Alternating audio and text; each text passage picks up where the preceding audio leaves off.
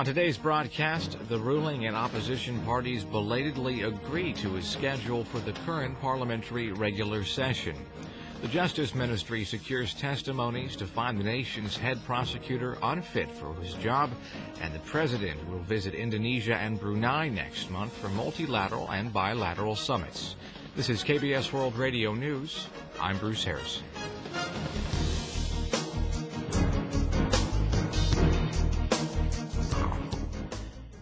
The ruling and opposition parties agreed Friday on the schedule of the National Assembly's September regular session. The party's floor leaders decided to normalize all standing committee activities from Monday and to hold an emergency government question and answer session on Tuesday. The interpellation will seek answers to the government's handling of the controversy regarding Prosecutor General Choi Dong-wook's resignation offer. On October 7th and 8th, parliamentary negotiation body representatives will give speeches, and a parliamentary inspection on the administration will be held from October 14th through November 2nd. Ruling and opposition parties will hold a meeting on November 8th for fiscal year settlement of accounts. The National Assembly will also hold another inspection for 5 days from November 11th. Justice Minister Hwang Kyo-ahn has recommended the President to accept Prosecutor General Choi Dong-wook's resignation.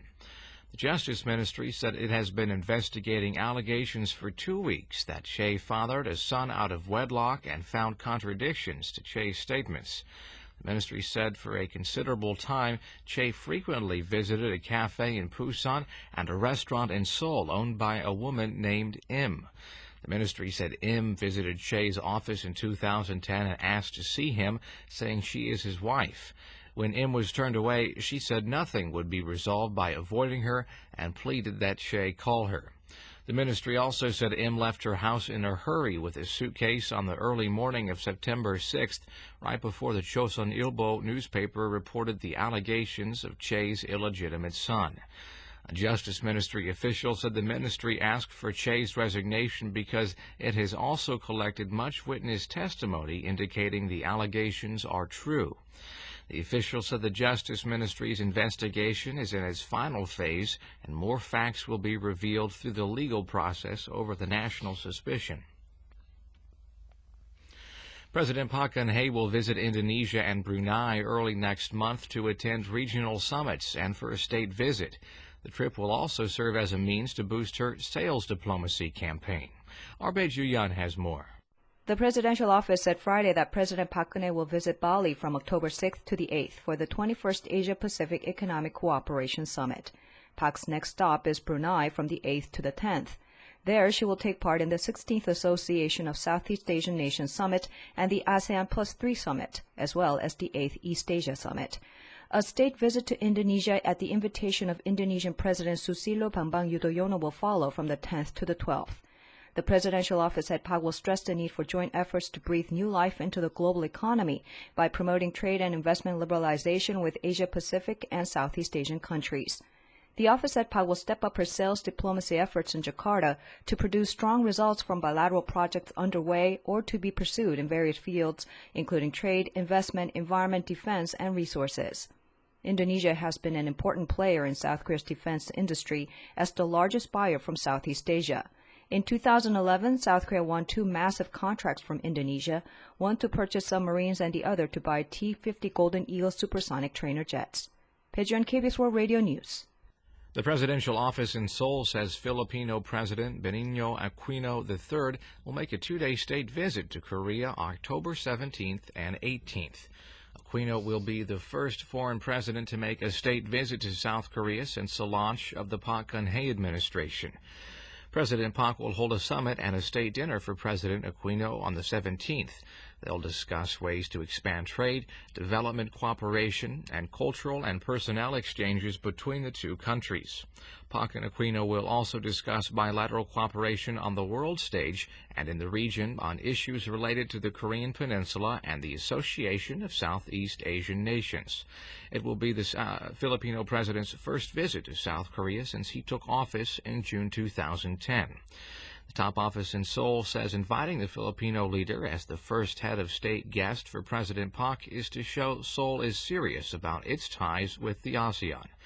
The office added during President Aquino's visit, President Park will continue her business diplomacy through talks on improving economic and trade relations, cooperating on national defense, and resolving problems faced by Korean businesses. Japanese Prime Minister Shinzo Abe continues to ignore the plight of Korean women forced into wartime sex slavery by Japan. But at this week's UN General Assembly, he ironically stressed women's rights in a possible attempt to duck the sex slave issue. Our Kim So-yeon has more. In a keynote speech at the UN General Assembly on Thursday, Japanese Prime Minister Shinzo Abe spoke a great deal about women. He said he respects UN activities supporting women and also mentioned sex crimes being committed in global conflict zones. He said it is deplorable women have been the victims of sexual violence in conflict areas in the 21st century. In a contributing article to the Wall Street Journal before his UN speech, Abe wrote about achieving economic growth by utilizing the female workforce. But the Japanese Prime Minister did not say a word at the UN about historical issues, including foreign women forced to serve as sex slaves for the Japanese military during World War II. Some analysts say Abe was trying to fend off international criticism by stressing women's rights. Around the time he gave his speech, the foreign ministers of South Korea and Japan were holding talks in New York on Thursday. Seoul called for Tokyo's leadership to address historical concerns, but it did not offer a clear response. A senior South Korean official says the meeting with Japan was not much different than talks in Brunei in July, when the two sides merely confirmed their differences. Kim So-yeon, KBS World Radio News. As mentioned, South Korea and Japan's foreign ministers met in New York on Thursday, where they discussed Korean women forced into sex slavery by Japan during World War II. South Korean Foreign Minister Yoon Byung-se called for Japan's brave leadership to heal past wounds, saying it's necessary for the prosperity and development of Northeast Asia. Yoon also told Japan's Foreign Minister Fumio Kishida that measures acceptable by the victims must be carried out fast so their pain and wounds can be healed. Yoon said any attempt to mislead the essence of the historical issues between Korea and Japan is unacceptable. Kishida apparently did not respond to the sex slavery issue and said his country will succeed the historical view carried on by past Tokyo governments. Kishida also asked Seoul to lift the ban on maritime products from 8 Japanese prefectures, including Fukushima. The bilateral foreign ministerial meeting is the second under the Park Geun-hye administration. The first meeting was held July 1st during the ASEAN Regional Forum in Brunei. The Unification Ministry will give 6.7 billion won, or $6.3 million, in aid to the World Health Organization's humanitarian assistance program for North Korea. Unification Ministry Vice Spokeswoman Park Soo-jin said at a news briefing Friday the Inter-Korean Cooperation Fund will provide the money to help North Korean infants and children. The WHO's North Korea Assistance Program, which will involve educating North Korean medical personnel and providing essential drugs for infants and children, will require $12.6 million. The government plans to provide about half of the funds first. The Pentagon says U.S. Defense Secretary Chuck Hagel will visit South Korea and Japan from Saturday through next Friday. Pentagon Press Secretary George Little said in a news release Hagel will attend a ceremony marking the 60th anniversary of the South Korea-U.S. alliance during his stay in Korea. Hagel will also attend the 45th Bilateral Security Consultative Meeting, or SCM, next Wednesday. At the security meeting, Seoul's Defense Minister Kim Kwon-jin and Hagel are expected to discuss delaying the transfer of wartime operational control from the U.S. to South Korea. The two discussed the transfer during the ASEAN Defense Ministers meeting plus in Brunei last month and agreed to continue talks at the security meeting in Seoul. Hagel will fly to Japan on Wednesday to attend the U.S.-Japan Security Consultative Committee and discuss North Korea and other security concerns. U.S. Secretary of State John Kerry will be at the meeting in Japan. The Seoul High Court has upheld a 4-year prison term for SK Group Chairman Choi Tae-won for embezzling company funds. The appeals court also overturned the acquittal of Choi Jae-won, the chairman's younger brother and the group's vice chairman, and sentenced him to 3 years and 6 months in prison. The court said the nature of the defendant's crime is atrocious in that they embezzled funds from SK Group affiliates to fulfill their foolish and greedy desires.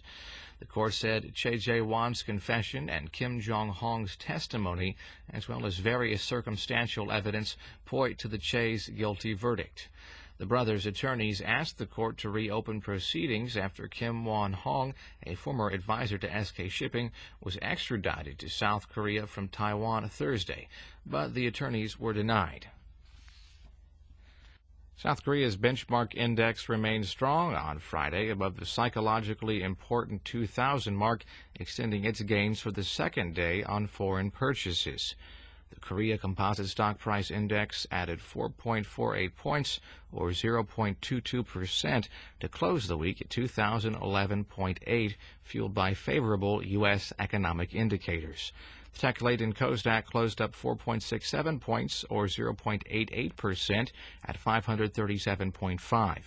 On the Seoul Foreign Exchange Market, the local currency gained 1.4 won against the dollar to end at 1,073.7 won.